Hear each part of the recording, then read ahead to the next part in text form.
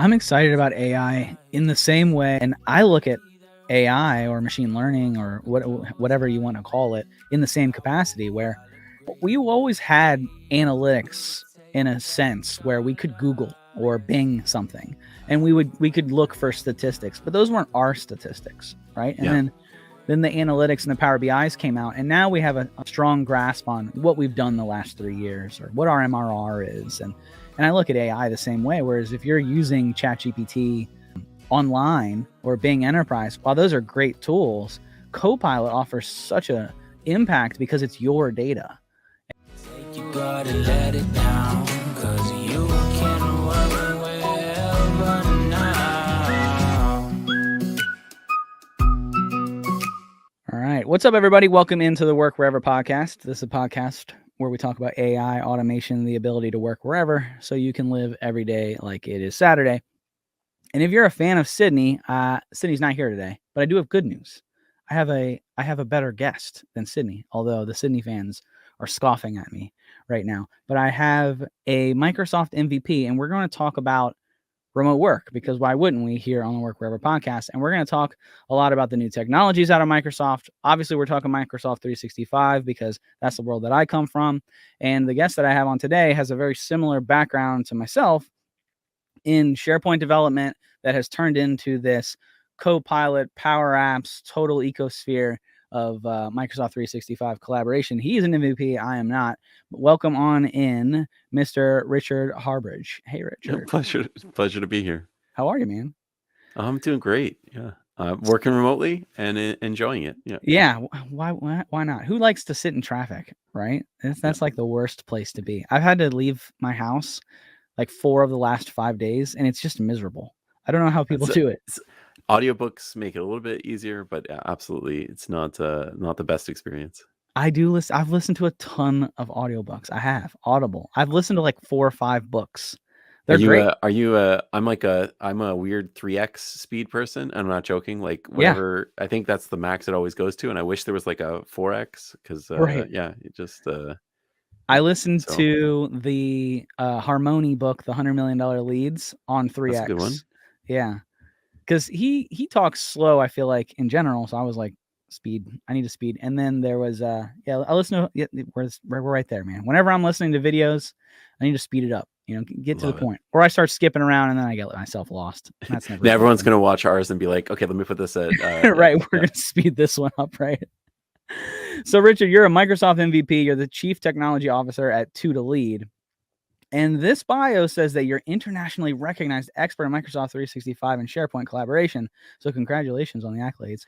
Hey, I wrote some books and people invite me to do keynotes and seem to like what I say. So I think that's all that really happens there.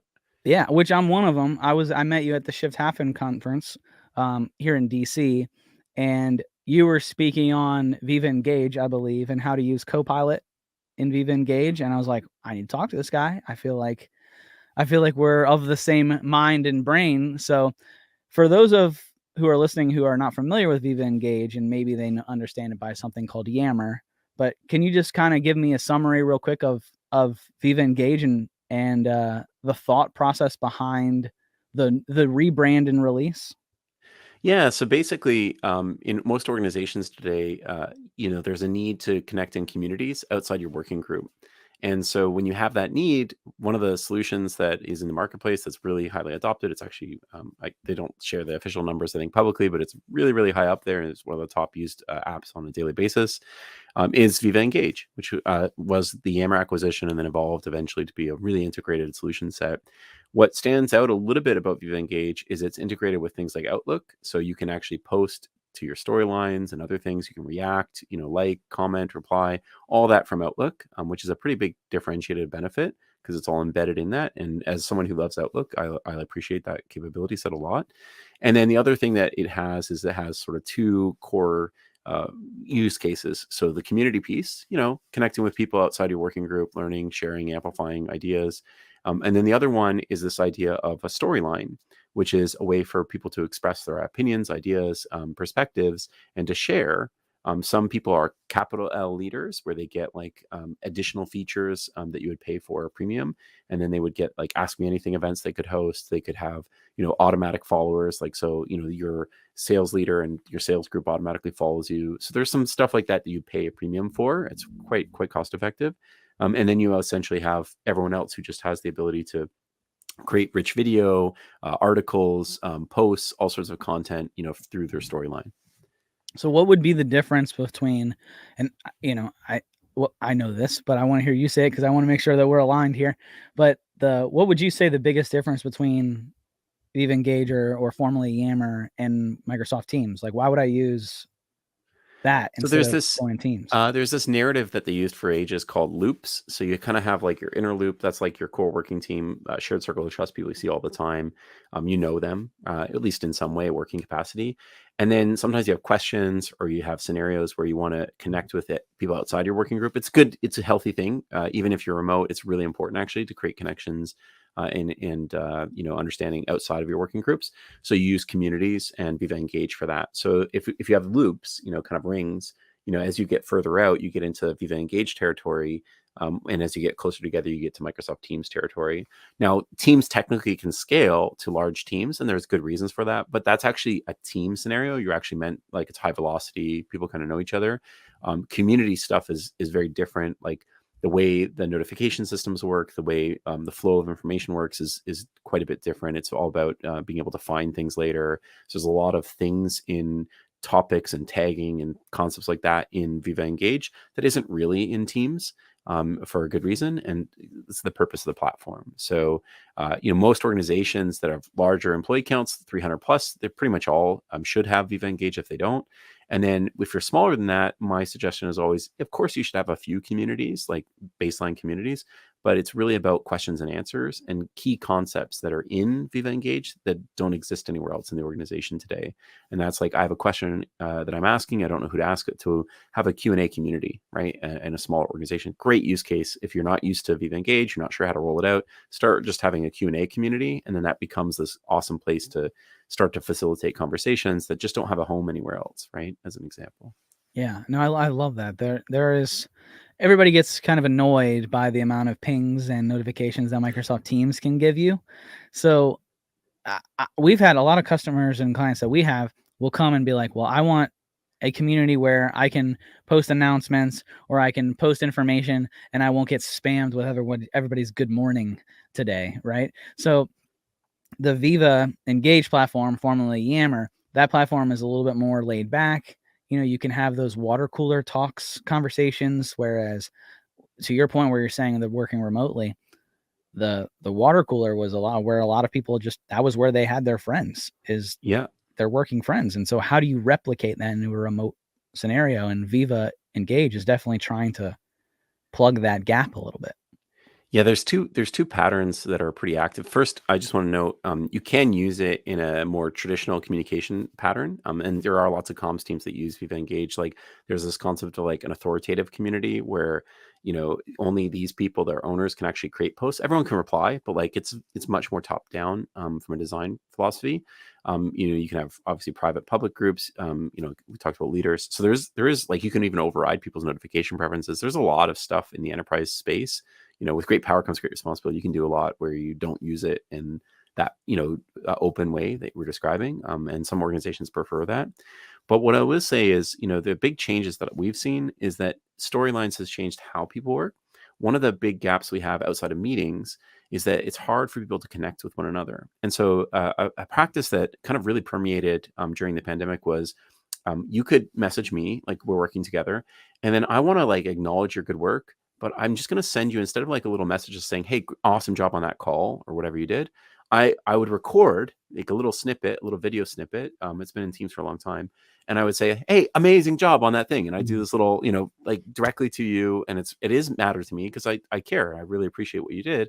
So I share that little video snippet. Maybe I put it in a bonus platform or something like that we do internally, but I'll share that to you. And then what is surprising is as I started to do that, my own staff would sometimes share a video back, and then I would feel more connected because they're like, well, thanks. It was only possible because and even though those are just messages we could have sent to each other, the video format makes it feel different. Right. And so one of the things that we've learned in Viva Engage with storylines is that people, when they use video, are actually satisfying some of those water cooler needs a little bit better, because they're like doing these little videos of like, hey, what's going on here? And then people are commenting, not the video like post, but the comments can have videos in them as well. And you see, again, challenge yourself the next time you're in, if you're using these tools, could I write this as a little video instead? Because it's not that scary, especially because you have Clipchamp and all these editing tools built in the platform now, since Microsoft acquired that company. Like, just use it and then post a little video, and you'd be surprised sometimes at like how it feels different, right? The nature of that, little connection isn't a little like icon or a little comment. It becomes something a little bit more, connecting. And so there's little tactical tidbits like that. But, I really love the way, video and things like that can make us feel more connected, even when we're, working remotely. Yeah. We'll get into that in a second with working remotely and video, because I'm a big believer in remote work, and our business is a full remote organization. So I'm a full believer in it, that it can be done and everybody doesn't have to be in the same place. But keeping with Viva Engage for 1 second, is the conference that we were at, the Shift Happen conference, was heavy on Copilot. And so Copilot is the new AI or machine learning or assistant. It's the Clippy 3.0, whatever you want to call it, kind of assistant. And I believe, is it next month that Copilot is hitting Engage? It's November 1st, for customers that are 300 seats and above are all enabled and have a direct pathway now to purchase and use it. And then I don't think I'm allowed to comment, but soon there's a plan to address the sub 300 target customers. They could have done a better job communicating that. That's all I'll say to that. And there's been some pushback there. I think very reasonable pushback, but it is technically available for those that are large enough. Gotcha. Okay, so that makes sense, because we purchased, we have the 25 seat sales Copilot, and I was like, oh man, I saw Richard's thing. I'm going to go create a post and Engage on the using Copilot, and I couldn't do it. And I'm like, oh man, like what's going on here? So I just have to Viva, be patient. it's like anything, it's always confusing. So the Microsoft Viva suite, it's like Viva Goals or other things, they have different times that the Copilot experiences are lit up. If you own the Viva license, that empowers like the premium capabilities of that Viva suite, you'll get Copilot with that. So there's a different one. It's $30 user per $30 per user per month. That is for M365. That's SharePoint, Teams, Exchange, Outlook. That's things like Word, PowerPoint, the Excel, Office applications. So that kind of stuff, Loop, all that stuff fits under this like $30 bucket. But what's nice actually is Microsoft, and not just them, but others in the industry, are figuring out the right pricing models. So Power Platform or Viva, it's included. And it makes sense, because most of the Copilot experiences make it more accessible. The Viva Engage Copilot experiences, most of it is like, a lot of us struggle with that blank page.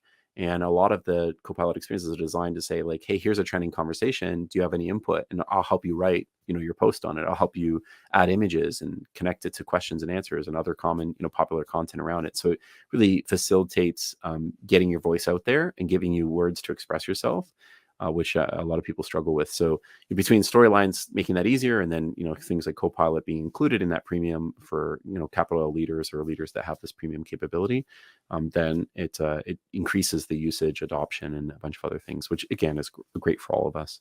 Yeah, there has been pushback, I guess, in certain circles around AI, the Skynet argument, and Sure. it's coming for our jobs and everything like that, which I've used. Anyone who's used ChatGPT knows that it's not totally 100. It's not coming for our jobs yet, right? So if it develops wings and it can talk to itself and then can do other things, then maybe someday. But right now, it's an assistant. It's a tool that we can utilize, and we can start the conversation. To your point, whereas what I thought was so cool when you were showing the Viva Engage was, if I don't know what to say, I can kick Copilot and it'll help me get the conversation started. That doesn't mean that I have to post AI, but I can at least get an idea of how to communicate with my team if I don't even know what to say. If I'm saying, oh, I'm having a hard time creating a subject around X, Y, and Z, or using the right tonality. Yeah, we all have different skills, right? So some of us like have linguistic backgrounds and have learned how to write academically and effectively and literature and all this other stuff. And some people don't have that skill. And so, for a variety of reasons, what AI essentially does, these co-pilots and these AI agents, is they give us access to skills we don't have. They could be technical skills like make a beautiful PowerPoint presentation or something like that, write a beautiful social post or something. And then they could be writing skills, right? And effective communication skills. And what's interesting is, you mentioned the job thing. So I want to be, I think there is real job disruption that is Sure. happening currently and will continue to happen with post-generative AI. And it's going to affect services sector a lot. And that's the majority of the US economy, right? Now, if we look at it from a macro view, it doesn't feel that disruptive because, if you think about it from 1910 or 1912, it's like, 20%, 30% of the economy, somewhere in between, I think it's 25%, was agriculture. Now it's 2%. Mhm. Do we feel that? Not really today. I'm not saying it didn't have a disruption effect, but like it was a natural transition as automation and things happen in agriculture. If we look at manufacturing, it's 9%, I think is the most, 2022 or something like that numbers for the economy, but it was 32% back in, early 1912, whatever that was. So if we look at that, right, where did those jobs go? Most of those jobs went to professional services and, information work and all this other stuff. And so any major technology change like AI, it changes the landscape. The computer and internet both were major exponential changes. They changed the way we work, the way we deliver, the way we, think of stores and e-commerce, all that stuff changed. But it targets some industries and types of roles more than others. And I think that's what you're seeing is post-generative AI. We're seeing that impact on these, academic skills. It does eventually devalue some skills. It will, and it will increase the capabilities for more people to access those skills without necessarily the same time investments and things like that we need in the past. And we're seeing, 60% productivity gain in MIT and Harvard studies. That's with just GPT 3.5 and 4, which is the equivalent of like Bing Enterprise Chat, right? But with Copilot, you see a much more pronounced productivity gain because it uses your data, it uses your Mhm. relationships, it has understanding of thousands of app, capabilities inside of those apps. Like I don't even know half these things it can do in Word or PowerPoint, right? And I'm a pretty savvy PowerPoint and Word user. So what you'll see is there's a productivity gain that is significant enough that it means we can produce more. For some companies, that does mean, hey, like, why would I keep growing my staff? Unfortunately. Other companies see it as an opportunity, like if humans are in the middle and they're able to produce more and their lowest performers can produce closer to our top performers, which is the big difference, then why wouldn't we just grow, right? Why wouldn't we Right. just take more of the market, do more products, do more diversity of services and other things? And I think the companies that are leaning that way are finding greater success. And so, my general feedback is I'm not as worried about the job crisis because I believe on both sides, the greed of growth is going to offset some of that. And in this short term, some people are going to make decisions they'll probably regret letting Yeah. go some staff when they could have just, used that staff in a better way with AI. Yeah, I totally agree. I think that this is an opportunity for organizations to take a human-centric design approach to Yeah, everything they do, and then use this tool to get better, quicker, faster information to their customer base and client base so they can scale. So now maybe we don't have to necessarily hire a senior level position for something, and we can go a more mid-level. So we're actually opening up parts of the job market to other people who are then prompting this AI. So I think there's two sides to the coin. Obviously, the companies, and I totally agree. I think the companies who are going to start laying people off, which we've seen a good bit of that this year for whether it was AI related or not. We saw a lot of sure. layoffs in the tech It's a bit industry. obfuscated, but true. Yeah. Yeah, and whether or not that trend continues into 24 and beyond because of AI, I think is still to be seen. But I think at some point people are going to not want to do business with artificial intelligence, and I think that the pendulum will swing back to I the don't human. know about that. Like let's talk about remote work, right? Mhm. In a simpler factor. So of course we know like whether we want to admit it or not, digital avatars is a great example, right? So digital avatars, 75% of all marketing comms in 2025 will be digital avatar. They'll have a digital avatar component. And that's from like 2%, and now I think we're at 20% or something in most numbers now. So there's a huge growth in that category, right? And think of like what that means, right? An actor or an influencer or podcast, right? Like these are human to human interactions. But what ends up happening is if I or you could actually like get a good mimicry of me and be able to do it for little talk tracks. So like when I speak at a conference, I could have it introduced like, oh, I love this conference. Here's why, blah, blah, blah. It's my words. It's still what I want to say, but it would save me time because I don't have to do a recording, try again and again because I mess up my words or a cat meows in the background or something, right?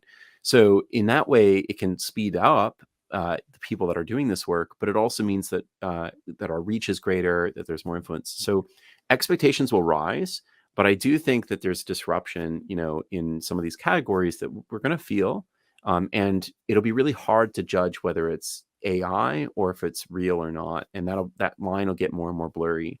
And I always like to use this word intent. So with remote work, we get this concern, and I think it's a real one, on authenticity of AI, right? Which I know we talked about at the event. And so this idea is like, what does AI really do? It just allows you to express your intent and have it be consumed on the other side in a more effective and accurate way, right? And so if that intent is positive, which the nice thing in work, in organizations, we assume positive intent, right? Like it's literally how businesses operate. It's the design of the philosophy of business.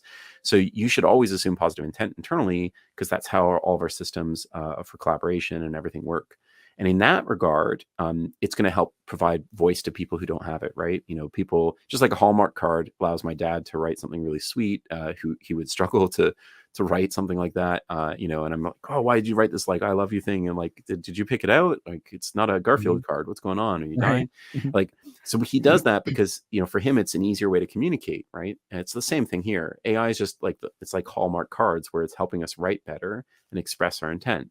But, there is a very real risk, both in affecting businesses and especially affecting the public, which is negative intent, right? So if someone has malicious or malign intent, it obviously can amplify those. And that's what all the hard work that a lot of researchers and these vendors like Microsoft and others have to tackle is, how do we create safety, right? So that negative intent can't be greatly supported by these tools, at least not malicious intent in a way that is not effective for society. And so, social media could have brought people together more, or can spread us further apart. AI can do the same thing. It can help us express intent and actually bring us closer together as family and friends and work colleagues, or it can push us further apart depending on how we use it or misuse it. Yeah, and to your point on the social media aspect with AI, is social media does both.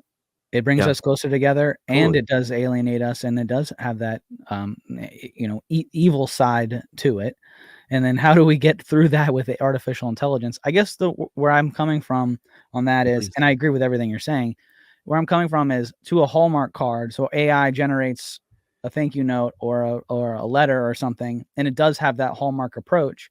But at some point, I believe that the Hallmark card is not as valuable as a handwritten note or a phone call. And I think that at some point the pendulum will swing to where we'll value that human interaction so much more than the artificial intelligence that we could see the importance of greater human interaction. And that's where, to your point earlier, when where you're looking at these organizations who are like, well, I'm going to scale. Well, okay, well, hopefully you're scaling for customers interaction and customer support to kind of bridge the gap between AI and the customer. Now it's still to be seen, right? But that's kind of my thought process through that. And so let's get into. It's hard to say because like there's a lot of evidence that Amazon and other systems like versus like you went to the store and you knew the local store owner, right? There's a lot of evidence that our complexity and desire for quality of life, whatever you want to classify that as, will drive us a certain direction there. And so that doesn't mean we can't make time for all those things. But, just to use a quick example, I think there's a challenge because when we switch to remote work, right, for a lot of people, what ends up happening is instead of having like an hour commute or God forbid, a couple hours on each end, you now have like 1 minute separating you from time with your friends, your pets, your family, your spouse, whatever it is, your partner. So you have this immediate thing, and these people are always going to be the people you choose versus your work, where they're people you work with, right? You choose your work, but you don't choose all the people you work with. And because of that, there's always going to be a dynamic there that's challenging. And I think during the pandemic, a lot of leaders incorrectly assumed like, oh no, we're just as important, and that's not true, right? And what we want to do is we don't want people to feel work is transactional, right? We want people to be engaged, et cetera. But we also have to be realistic with our expectations on like how far that goes, right? Like just how connected people really will be at work. And so, that's like the difference between, mandating people to come to an office and network versus saying like, hey, we're going to have, effective tools and techniques to keep people connected in internal networks that are remote as those who are, physically close to an office and have that ability. So yeah, sorry, continue on. No, you're dead on. I totally agree with that. And I'm glad you brought us into that segue, because that's where I was heading next. Was the pandemic forced us remotely, whether some people liked it and some people didn't. And I assume that you, like me, had already been working remotely in some capacity prior to. And so it wasn't a total culture shock to our industry like it was others. Totally. Yeah.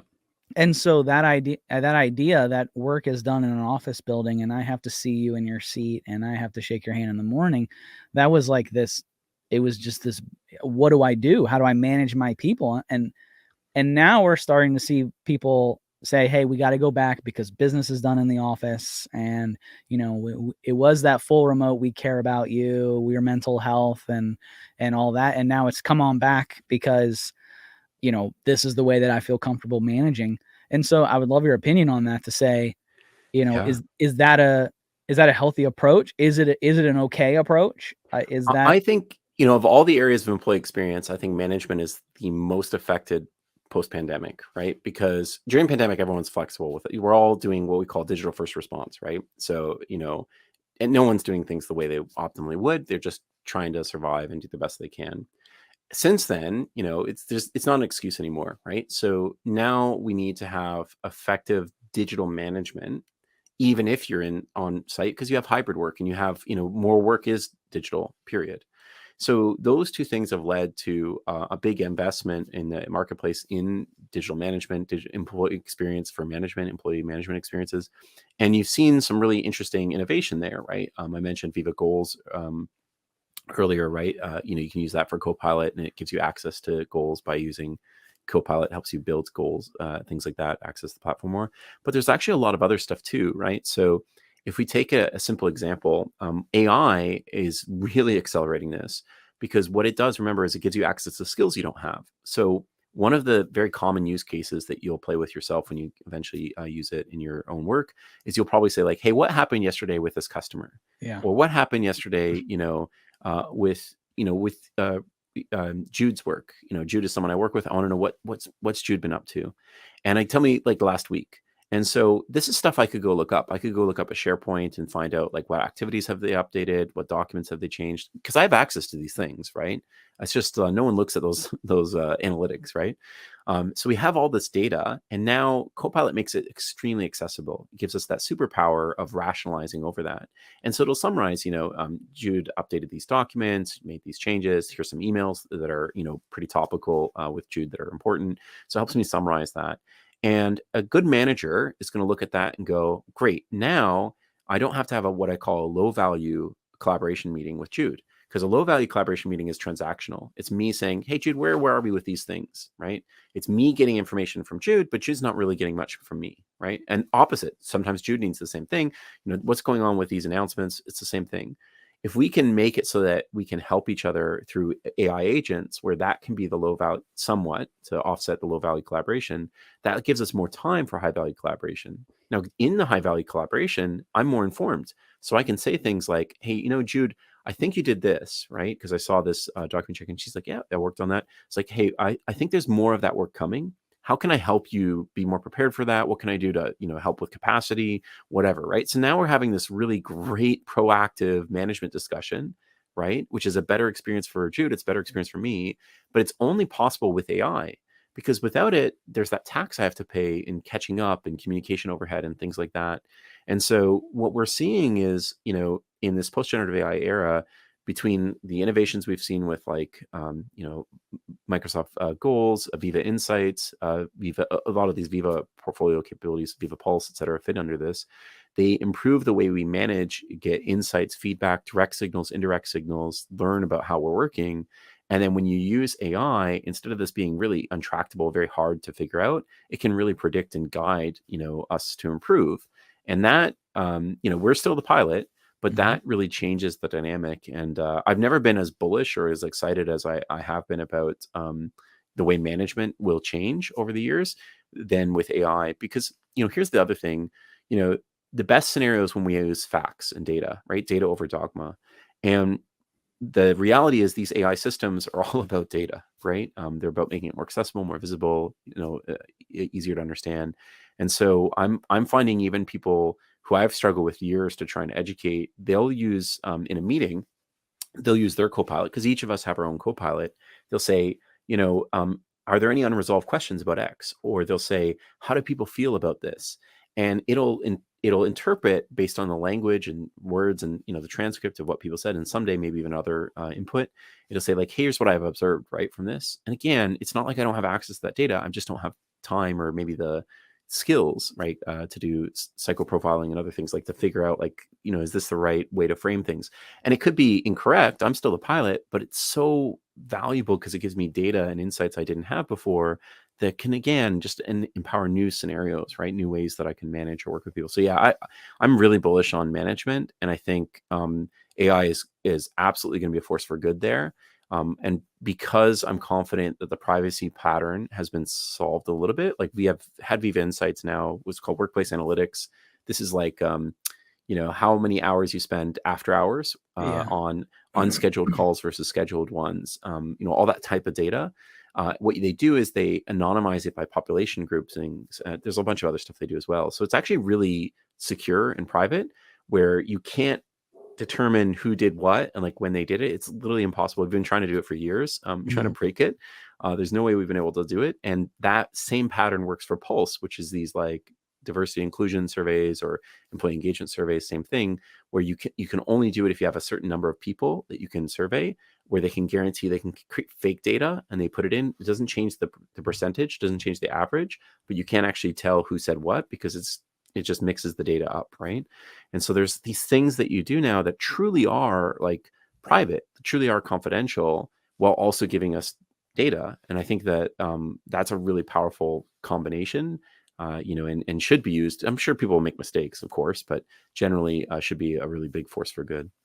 Yeah, I'm excited about AI in the same way, and I've made comparisons on this show and then in talking with others, is when business intelligence and business analytics came out, it was kind of scoffed out in the beginning to say like, why do I need graphs and maps and charts and all this stuff to understand my data? Like I know my business, kind of a thing. Sure.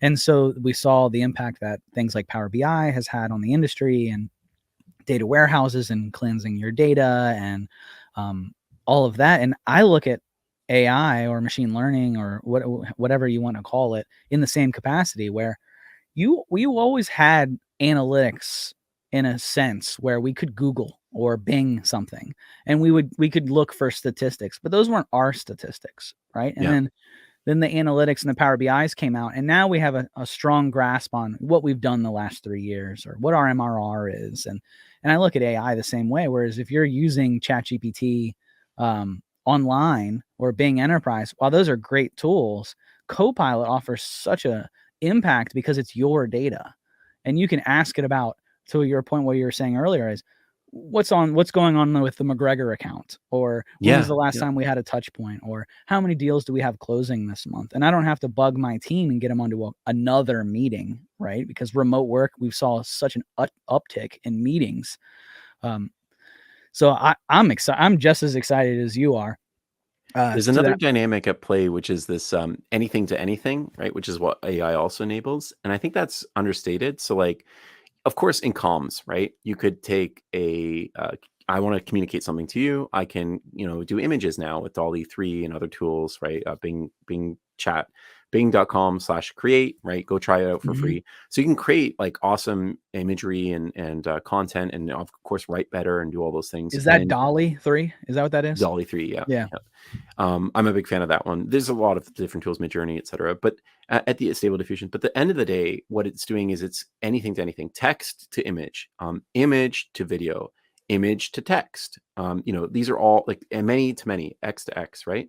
So, or X to Y. So that's the idea of the anything to anything, and we're seeing that in the AI world, how it changes the way we work, because we have different preferences, and there's different times where video is better, or where text is better, and image is better. And similarly, it also unlocks new scenarios. So my favorite one that I've been running into recently, you know how you have like a website or an intranet or something, and you'll have heat maps, and you'll Yeah. like track like clicks. So one of the techniques we've done for years is this thing called journey mapping. You record a screen session, right, of a user, and then you like look at all these recordings, and you figure out like how they spent this long on this section. It took them a while to find this. Like you make a bunch of observations, right? And it's so easy because it's just video, so it's like really easy to make all these intuitive observations. Well, you can take that with say Microsoft Clarity, which is a free product, and you can use it has Copilot, Microsoft Clarity Copilot, and it can translate that recording into text. So what's powerful about this is I can have like 200 sessions, which would have been, one of my heuristic, UX designers, staff or whatever would work with a customer. They can just convert all that to text. We can use AI to analyze all the text. What are the patterns? Like, where's the problem areas? Where is it working well? What are the key observations? Ask all sorts of natural questions about this, because it's hundreds and hundreds of these recordings now translated into text. And now all of a sudden that's completely unlocked, right? A thing that very few people do because it's expensive and whatever, now is arguably free, because what I'm describing is a free solution. And the Copilot extraction gets text. The only thing you're paying for is taking the text, putting it into some giant text file or something, and then inserting that into your favorite AI tool, Copilot, ChatGPT Premium or something.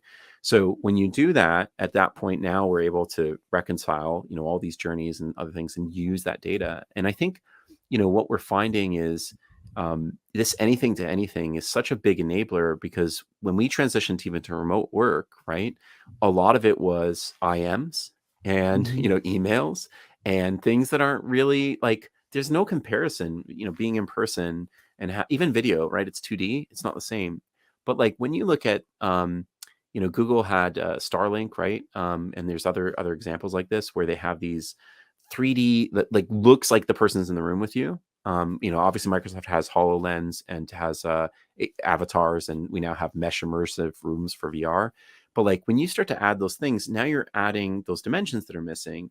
What makes that really compelling is if I can have the flexibility of whatever format I prefer, and then be able to convert that, so that I can meet you in your preferred medium, based on my availability, based on where I am, noise, all other things like that. That's a really big combination that I do think eventually trumps any in person, because once you start to have, all these other benefits, then you're not going to feel like you're missing it. And I've seen it. Obviously, we're lucky. We have HoloLens. Like most of our staff have played with them, or we've done work with customers. So I've done like the holoportation. You have the headset on, but it's in this room, and then I can see you right over here, and like you have a sense of presence because I can see you in the room, right? There's a change in the way we rationalize things, like the evolution of us, and